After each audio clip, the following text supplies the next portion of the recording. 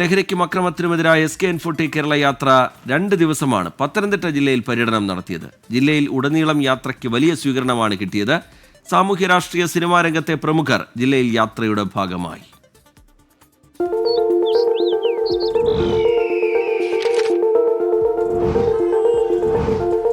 അടൂർ നഗരത്തിൽ നടന്ന ജനകീയ മോർണിംഗ് ഷോയോടുകൂടിയാണ് ജില്ലയിലെ പരിപാടികൾക്ക് തുടക്കമായത്. നഗരത്തിലെ സെന്റ് മേരീസ് സ്കൂളിലേക്കുള്ള വഴിയരികിലെ ലഹരി പ്രശ്നത്തിൽ 24ന്റെ ജനകീയ ഇടപെടൽ. ആദ്യ ദിനമായ മാർച്ച് 21-ന് ജില്ലയിലെ വിവിധ പ്രദേശങ്ങളിലും ക്യാമ്പസുകളിലും സന്ദർശനം.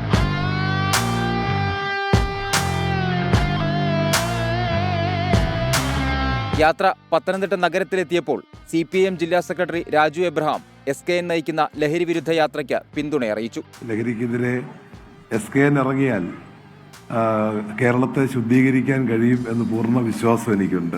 40 വർഷം SKNന്റെ തുടക്കം മുതൽ ഞാനും ഉണ്ടായിരുന്നു. അദ്ദേഹം പറഞ്ഞു, നമ്മൾ തമ്മിലൂടെ ഞങ്ങൾ ധാരാളം ഏറ്റുമുട്ടലൊന്നും നടത്തിയിട്ടില്ല, വളരെ നല്ല ബന്ധത്തിലൂടെയാണ്. തീർച്ചയായിട്ടും കേരളത്തെ കീഴടക്കാനുള്ള വലിയൊരു മനസ്സ് SKNുണ്ട്, 24ഉണ്ട്, 24ലെ എല്ലാ പ്രവർത്തകർക്കും ഉണ്ട്. രണ്ടാം ദിനമായ മാർച്ച് 22-ന് വഞ്ചിപ്പാട്ടിന്റെ നാടായ ആറന്മുളയിലാണ് യാത്ര ആരംഭിച്ചത്. യാത്രയ്ക്ക് പ്രശംസയുമായി എഴുത്തുകാരൻ ബെന്യാമിൻ മോർണിംഗ് ഷോയുടെ ഭാഗമായി.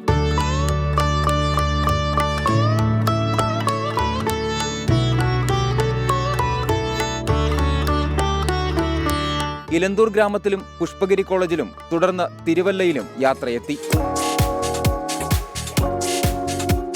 തിരുവല്ലയിൽ നടന്ന ജനകീയ ചർച്ചയിൽ ഗീവർഗീസ് മാർ കൂറിലോസ് ഉൾപ്പെടെ പൗരപ്രമുഖർ 24ന്റെ ലഹരി വിരുദ്ധ സംവാദത്തിൽ പങ്കെടുത്തു. കുട്ടികൾ കലാലയത്തിൽ നിന്ന് വന്നാൽ, കോളേജിൽ നിന്ന് വന്നാൽ അവരുടെ സ്വഭാവത്തിൽ വ്യത്യാസമുണ്ടോ? അവർ കെയർലെസ് ആയിട്ട് പെരുമാറുന്നുണ്ടോ? വസ്ത്രധാരണത്തിലൊക്കെ വ്യത്യാസം വരുന്നുണ്ടോ? ഇതൊക്കെ സൂചനകളാണ്.